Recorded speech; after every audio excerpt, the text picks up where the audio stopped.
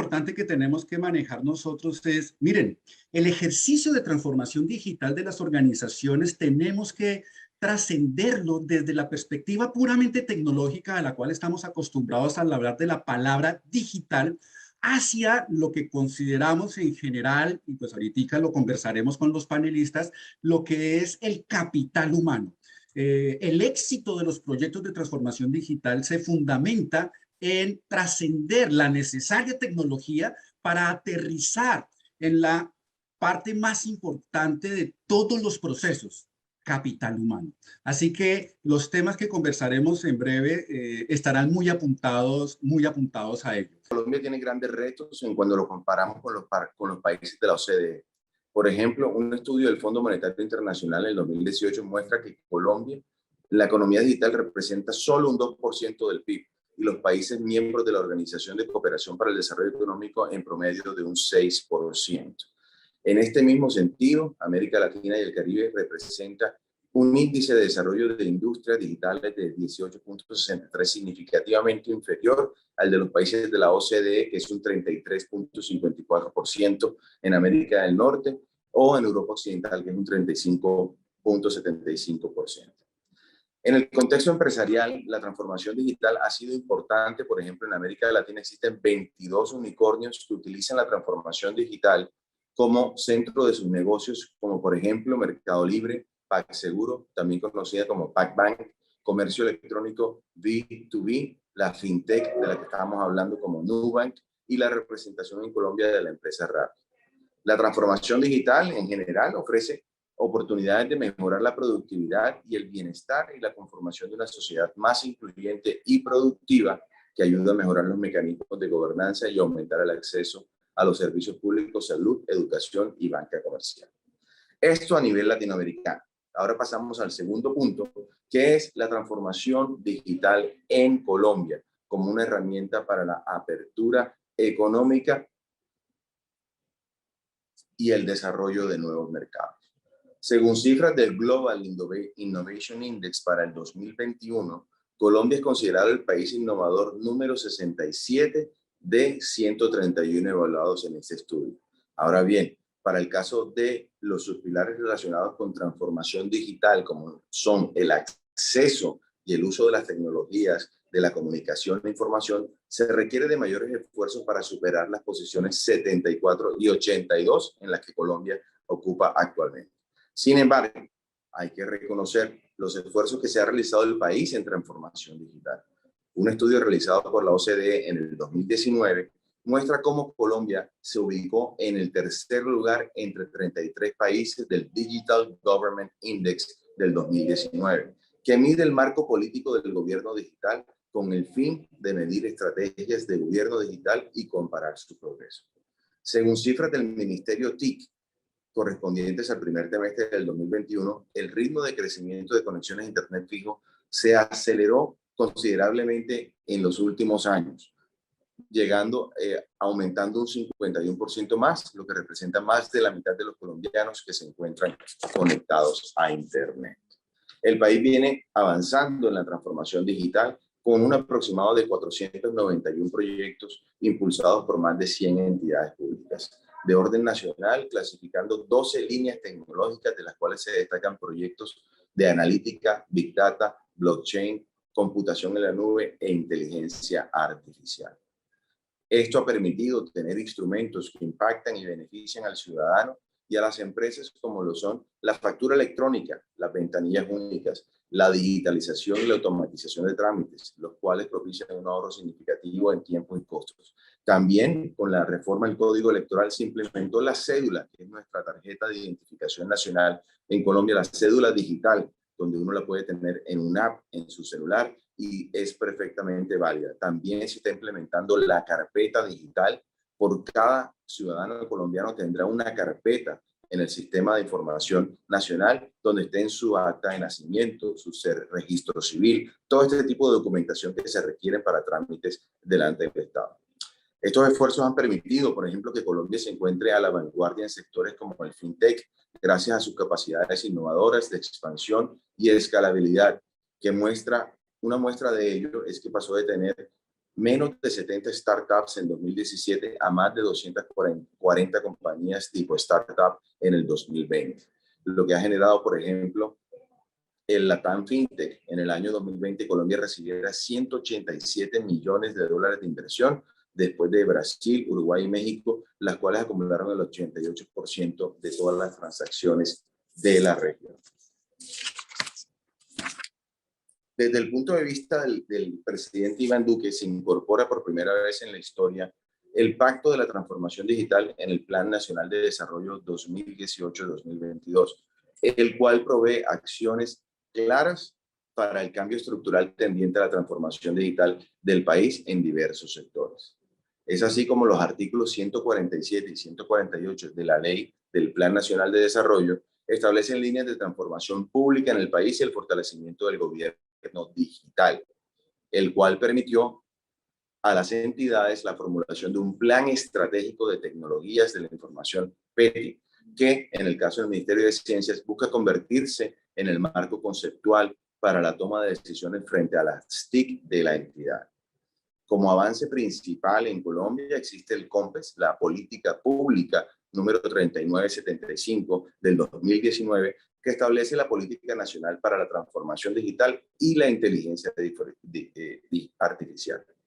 El objetivo de esta COMPES, esta política pública, es potenciar la generación de valor social y económico en el país a través del uso estratégico de tecnologías digitales en el sector público, privado, para aprovechar la oportunidad y enfrentar los retos de la cuarta revolución industrial, además de promover en las empresas las herramientas para alcanzar mayores niveles de productividad y competitividad.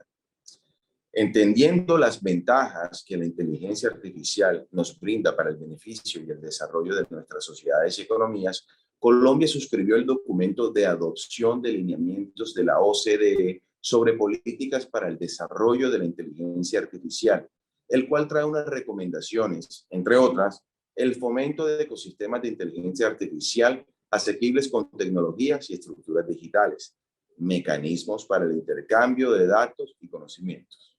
Actualmente se está trabajando en la misión de expertos de inteligencia artificial para Colombia en el marco del Sistema Nacional de Competitividad e Innovación, en el cual participa activamente el Ministerio de Ciencias. Una estrategia política importante para la articulación del sector productivo y la academia constituye la propuesta del decreto por el cual se reglamenta la Ley 1838 en lo respectivo a la creación y la organización de las empresas de base tecnológicas, que se encuentra en ajustes a partir de la consulta pública y que permitirá que contribuya a la traducción de conocimiento y bienes y servicios comerciales. Esta ley, la ley de spin-off, como se le conoce, le permite a las universidades trabajar de la mano con el sector empresarial con el fin de crear empresas de base tecnológica derivadas de proyectos de investigación, de productos y servicios que se generen con nuevas tecnologías hechas en alianzas entre las universidades, el sector empresarial y el gobierno. Actualmente también se encuentra la formulación, el marco de la política pública de ciencia, tecnología e innovación, de la mano de las recomendaciones de la Misión Internacional de Sabios, con el objetivo de lograr la articulación de la academia, el sector productivo, el Estado y la sociedad civil. Asimismo, en el volumen 9 de la Misión de Sabios, propuesta del foco de tecnologías convergentes en Industria 4.0, se proponen las apuestas del país relacionadas con la transformación digital y la apropiación de tecnologías 4.0 para temas de infraestructura, procesamiento y distribución. El COMPES, es decir, la política pública de CTI, que también se está formulando y esperamos poder aprobar en noviembre de este año, el próximo mes, contempla iniciativas particulares como es el caso de la creación de un programa piloto para impulsar el mecanismo de asociaciones público-privadas para la infraestructura tecnológica de ciencia, tecnología e innovación. Ya pasando al cuarto punto, que es cómo la ciencia, la tecnología y la innovación desde el mismo Ministerio de Ciencia, Tecnología e Innovación.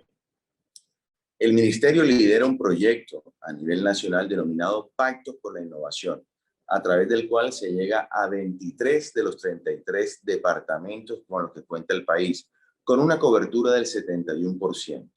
Esto ha impulsado que algunas empresas dentro de sus procesos de innovación apueste por la transformación de sus procesos y productos y servicios utilizando herramientas como el blockchain. Un ejemplo de esto es en el marco de Pactos por la Innovación, específicamente en el programa Colinnova, que cuenta con el objetivo de desarrollar proyectos de I+D+I basados en innovación colaborativa. Se está financiando el proyecto Diseño e implementación de la primera fase de un Port Community System basado en blockchain, presentado por la empresa Sociedad Portuaria Bahía y Alejandro Muñoz SAS y la agencia de aduanas IMEX SAS, contando como aliado técnico con la Universidad Tecnológica de Bolívar. El proyecto generará un prototipo de TRL7, con un nivel de TRL7 y con una financiación de unos $50,000 y apalanca una contrapartida de $30,000, los cuales son unos $20,000 totalmente en efectivo. Solución que permite el uso intensivo de conocimiento a partir del desarrollo y apropiación de tecnologías con el fin de avanzar hacia una transaccionalidad 100% digital en todo el tema portuario.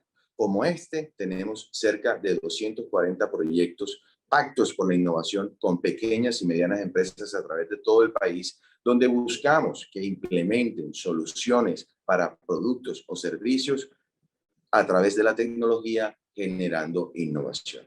Otro ejemplo relevante fueron los proyectos Análisis del Potencial Tecnológico y de Mercadeo de un plato desechable obtenido a partir de la harina de yuca, y también evaluación del potencial comercial de un prototipo de guantes biodegradables a partir de almidón termoplástico de yuca para el consumo de alimentos, los cuales fueron financiados por el Ministerio de Ciencia, Tecnología e Innovación y desarrollados por la Universidad del Cauca por una inversión de más de $300,000. El desarrollo y financiación exitosa de estos proyectos es una evidencia de un impacto social, económico y ambiental para la región mediante la identificación del potencial tecnológico y de mercado de los prototipos biodegradables obtenidos a partir de la harina de la yuca, sobre todo en el tema que estamos de reemplazar el plástico por un material biodegradable. Estrategias como esta buscan movilizar y articular diferentes organizaciones y permitirles el acceso a diferentes beneficios que promueven el aumento de la inversión en actividades de ciencia, tecnología e innovación y a las conexiones entre actores del sistema. Por otra parte, desde el Ministerio de CTI se ejecutan instrumentos que otorgan beneficios tributarios con el objetivo de fomentar la inversión en I+D+I de todas las empresas y promover la competitividad de las organizaciones y el desarrollo de investigaciones de alto impacto para el país. Para las empresas de información y comunicaciones se aprobaron en beneficios tributarios 1.9 billones de pesos, que equivalen aproximadamente a $500 millones, que se están otorgando en descuentos de impuestos para que las empresas tomen sus recursos y puedan invertir directamente en proyectos de I+D+I.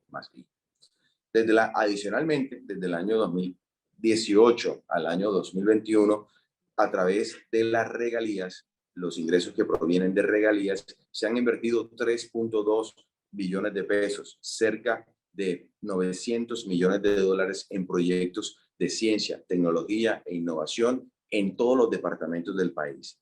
Colombia reserva el 10% de todo lo que genera las regalías del petróleo, del carbón, del gas, lo reserva para que se presenten proyectos de ciencia, tecnología e innovación, en lo cual en este cuatrenio hemos invertido cerca de $900 millones.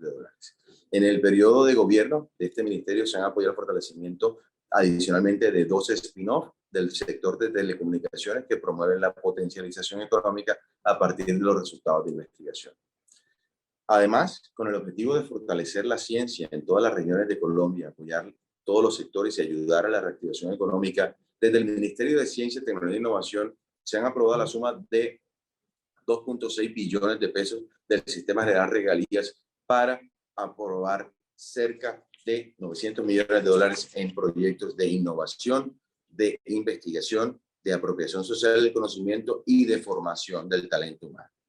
Por último, en la actualidad se cuenta con el convenio 05 del 2021 con la Registraduría Nacional de la Nación, que busca la formulación, investigación y desarrollo de herramientas como Big Data, Internet de las Cosas y Blockchain, junto con la inteligencia artificial, para facilitar todo el sistema de identificación. En Colombia, la Registraduría Nacional maneja los documentos de identificación nacional, además son los que organizan todas las elecciones democráticas de nuestro país. Por lo tanto, se requiere de mucha tecnología para apretar poder llegar al voto electrónico y poder identificar de manera mucho más eficiente la identidad de las personas y tener pues una mayor seguridad en todos los niveles. Con esto concluyo, con estos 4 desde la transformación digital en el mundo, cómo ha impactado a Colombia, cómo se ha venido desarrollando en el gobierno del presidente Iván Duque y cómo el Ministerio de Ciencia y Tecnología como Estado a nivel nacional viene apoyando a los gobiernos regionales y locales por todo el país para que las empresas inviertan en proyectos de ciencia, tecnología e innovación de la mano de las universidades y lograr tener un impacto real. Muchísimas gracias. Yo me enfoco en 3 cosas. ¿Qué está cambiando en el mundo que nos obliga a innovar? Que era una pregunta que planteabas en algún momento, ¿no? Y muchas cosas que la gente sabe aquí. Uno, la urbanización, ¿no? El 70% de la gente de América Latina vive en ciudades. Eso genera problemas de movilidad. 2, el cambio climático, que lo vemos muy alrededor y que tenemos mucha preocupación de cómo sube la temperatura. 3, estamos envejeciendo. En los países desarrollados el 25% de la gente no trabaja, está jubilada y no se vale. Y además el otro 30% están estudiando. Así que el 30% de la población mantiene al mundo funcionando. Digo titulares, cosas que sabe todo el mundo, porque esto dispara la necesidad de innovar para sobrevivir a todo este entorno complejo. Y la tecnología, la digitalización, se convierte siempre en causa y en consecuencia, ¿no? O sea, es consecuencia de todo esto que digo, porque necesitamos meter tecnología para manejar estos problemas, pero también es causa. O sea, la propia digitalización está favoreciendo que innovemos en educación, como vimos en el panel anterior, en salud, etcétera. Yo dejo un par de mensajes que me parece importante relacionados con la audiencia que tenemos aquí para conversar, ojalá más adelante, porque no me da tiempo de elaborar. Uno, el problema que tenemos de talento digital, que ya se habrá conversado, y el hecho de que las escuelas de administración de aquí se enfoquen en el sector privado no significa que no hagan una gran contribución a formar talento para el sector público. Quienes habla es un MBA de una escuela de business del sector privado que desarrolló su carrera 25 años últimos trabajando por el sector público. O sea que hay una relación que tú describías al principio muy estrecha, Diego. Pero los datos son: América Latina, y habrán salido a lo mejor, necesita ahora mismo, o sea, esta semana necesita unos 400.000 profesionales en el sector TIC, unos 140.000 de esos solo para el sector ciberseguridad. Los necesita ahora. El sector privado está reclamándolos, el público ni digamos. O sea, tenemos un problema grave ahí. Pero además, fíjense otro dato que les dejo ahí para conversar. Lanzamos una publicación este año en el banco que tratamos de ayudar con investigación en este tema de agenda digital, que se llama Transformación Digital y Empleo Público. Cómo la transformación digital cambia el sector público. Y les dejo 2 datos que son de un estudio profundo con el sector público chileno. El 46% de las ocupaciones que hay hoy en el sector público chileno van a desaparecer en breve, 46%.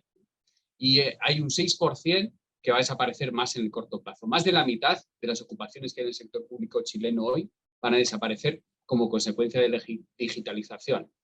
Y esto no lo decimos los tecnólogos, lo dicen, es una encuesta a 10.000 funcionarios públicos del sector público chileno. Y está en esa publicación. 2, el otro titular que les dejo. Tenemos retos que yo decía de talento, tenemos un reto enorme de ciberseguridad, hay que formar gente porque nos están atacando todos los días y hay datos circulando por ahí del registro de las personas de Argentina, un banco en Ecuador la semana pasada, una empresa de energía eléctrica en Brasil la anterior, y convivimos con eso porque además de fortalecer las políticas públicas necesitamos gente y talento que no tenemos y que hay que formar. Y 3, hablando de, pues aquí hay una gran variedad de audiencia de diferentes regiones del mundo, pero si uno se pone a hablar de retos para la innovación, para la digitalización, etcétera, aparte del regulatorio, que es enorme, buena suerte los que están haciendo política hoy para regular este mundo digital global y complejo, pero además es el de inclusión, porque aquí hablamos los que tenemos el smartphone, la computadora, pero olvidamos que la mitad de la gente todavía, en nuestra región por lo menos, no tiene estas tecnologías digitales. Y que 70 millones de estudiantes en América Latina durante el COVID no pudieron seguir el e-learning que estamos escuchando aquí. Entonces, perdón que dejo sobre todo titulares y provocaciones más que soluciones. Yo, Diego, encantado hasta las 2:10 de participar del debate ahora o cuando digáis. Y gracias de nuevo por esta oportunidad de conversar desde el BID con toda la audiencia. Pero creo que sobre todo, y si miramos atrás lo que pasó hace 1 año y medio, y quién ha sobrevivido y quién no ha sobrevivido, eso es un ejemplo claro de la adaptabilidad al cambio, que cada vez más nos es requerido en nuestras organizaciones. Dentro de Google nos pasa. Yo llevo 10 años en Google y uno de mis principales retos, por no decir problemas o barreras, es la velocidad a la que corre Google y que cada 6 meses más o menos o 1 año nos cambian todo y nos tenemos que adaptar a nuevas formas de trabajo, nuevos compañeros, nuevos productos, nuevos idiomas, con lo cual creo que a nivel organización, más allá de lo que hemos hablado y que quizás es un poquito más obvio, que es la digitalización y el usar digital no solo para comunicar, sino también para trabajar, para hablar, para crear productos, para lo que queramos es adaptarse a cualquier cambio que hay con tecnología, porque ahora la tecnología no solo es redes sociales, ahora la tecnología es todo. Entonces, ¿cómo nos adaptamos a la tecnología y a esos cambios que nos supone la tecnología? Que yo creo que más que el conocimiento es el estar al día con esa tecnología y con ese conocimiento. No es solamente tener una política pública diseñada, publicada, construida de pronto con muchos actores, porque ahora esas políticas públicas que tienen que ver con la transformación digital las debemos construir con todos los actores del ecosistema. Entonces, supongamos que ya la tenemos, entonces ahí viene el tema, por ejemplo, de la regulación. Y en el tema de la regulación, entonces a veces hay como un congelamiento, entonces nos congelamos y no hacemos regulaciones que promuevan la innovación o que promuevan el uso de esas tecnologías emergentes. Y entonces como que nos congelamos o nos pasamos al otro lado a tratar de hacer regulaciones antes de tiempo que frenan la innovación. Hay instrumentos interesantes para precisamente crear esos entornos regulatorios propicios, como por ejemplo marcos éticos o códigos de conducta o sandbox regulatorios, que son espacios de innovación regulatoria que son interesantes y que nos ponen como en ese punto medio entre de pronto no regular mucho o no tener ninguna regulación que promueva precisamente la innovación. Entonces, como que toca trabajar al mismo tiempo en tener la política pública, tener, por ejemplo, mecanismos de gobernanza claros para coordinar todas las acciones, esas acciones regulatorias que promuevan pero no frenen la innovación, y hay que trabajar al mismo tiempo en crear capacidades. Ahí viene todo el tema de talento, de las habilidades que requieren en particular los funcionarios públicos, pero también la ciudadanía en general.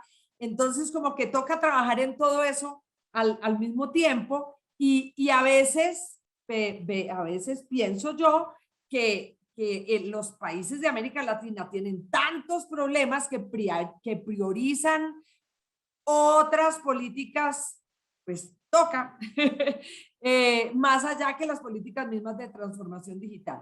Entonces, sí, pero no, como que sí, pero no lo hacemos totalmente, sí, pero un poco lento, sí, pero no a la velocidad que lo hacen otros países. Esa sería como mi respuesta. Desde las organizaciones, ¿qué es lo que nosotros estamos sintiendo? Estamos sintiendo que estamos evidentemente en un proceso de transformación muy grande, donde la tecnología ha llegado para quedarse.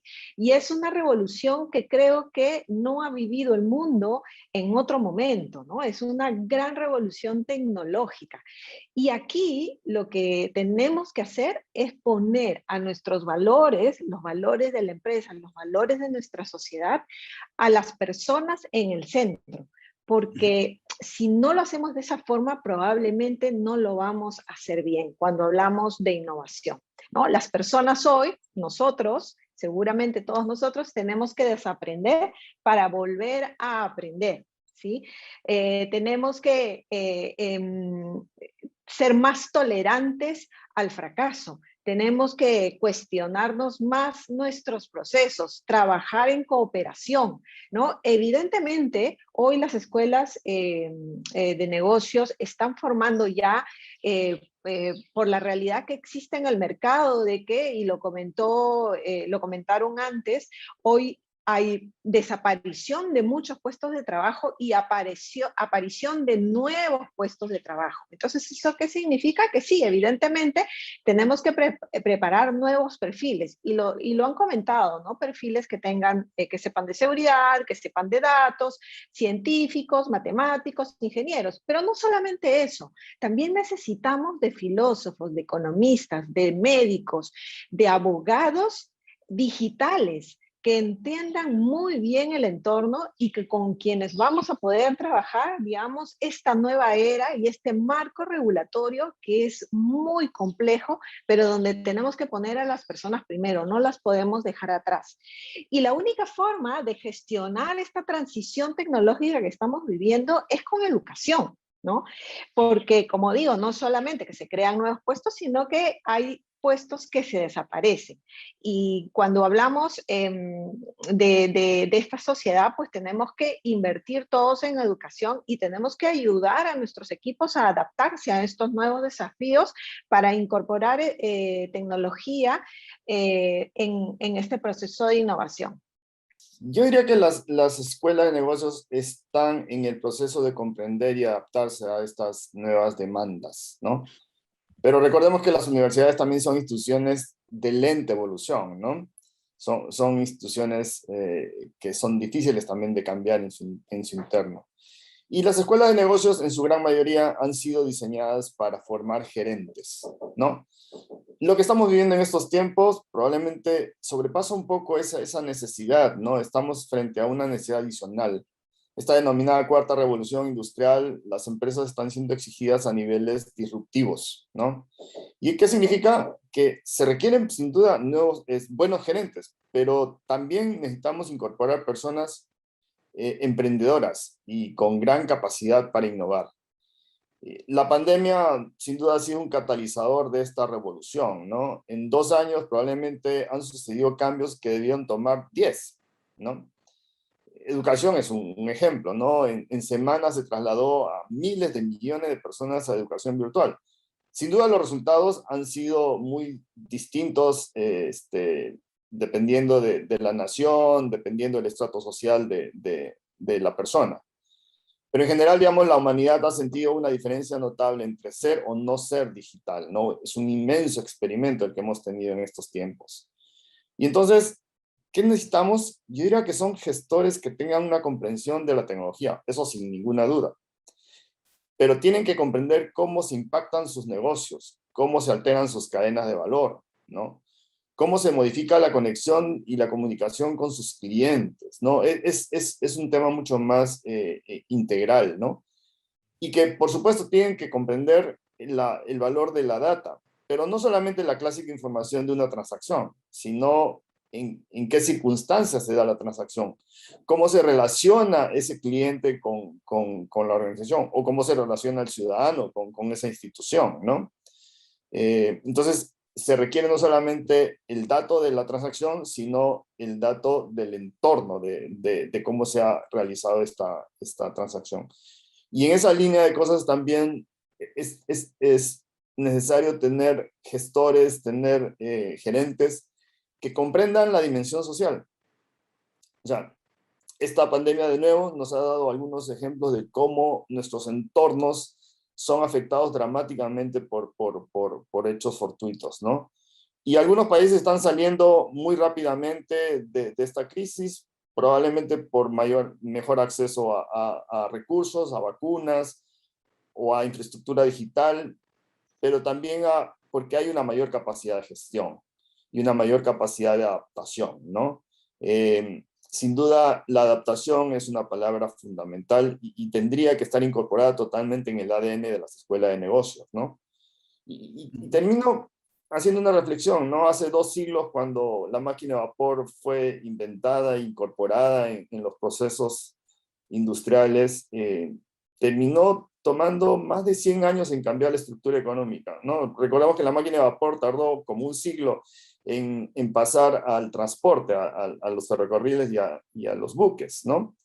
Y entonces, digamos, en esos 100 años deben haber pasado unas 5 generaciones si consideramos expectativa de vida de esa época, ¿no? Eso significa que las sociedades se fueron adaptando progresivamente a estos cambios y las personas fueron distintas en cada etapa de esa adaptación, ¿no? Progresiva. Hoy la transformación digital, esencialmente yo diría que inteligencia artificial y robótica están produciendo cambios absolutamente disruptivos, pero a una velocidad fantástica. Y eso significa que van a suceder cambios en la misma generación, es decir, en los mismos individuos, lo que va a poner una exigencia notable en en el desarrollo de nuevas capacidades, en nuevas competencias, ¿no? Yo diría que el reto para las escuelas de negocios y en general para todos los sistemas es enorme, porque vamos a tener entonces una enorme cantidad de personas que tienen que readaptarse a un nuevo entorno, ¿no? La incertidumbre llegó para quedarse, el mundo es volátil, incierto, complejo y ambiguo, y las organizaciones, tanto públicas como del sector privado, y las universidades nos tenemos que aprender a mover bajo ese contexto, ¿no? Y yo creo que ahí hay una gran experiencia y hay mucho que conocer y aprender de las startups, ¿no? Que están completamente diseñadas para abrazar la incertidumbre, no tenerle miedo al cambio, gestionar ecosistemas, tener una obsesión por el cliente y han aprendido muy bien a monetizar los datos, ¿no? Como dijeron por ahí, los 5 gigantes tecnológicos dominan el mundo y yo creo que el sector público y el sector privado en sus diferentes industrias, tanto como las escuelas de negocio, tenemos mucho que aprender de ellos, ¿no? A cómo ser más ágiles y cómo responder de una forma más rápida al cambio, ¿no? Sirviendo mejor a la sociedad y a nuestros clientes. Esas serían mis conclusiones. Gracias.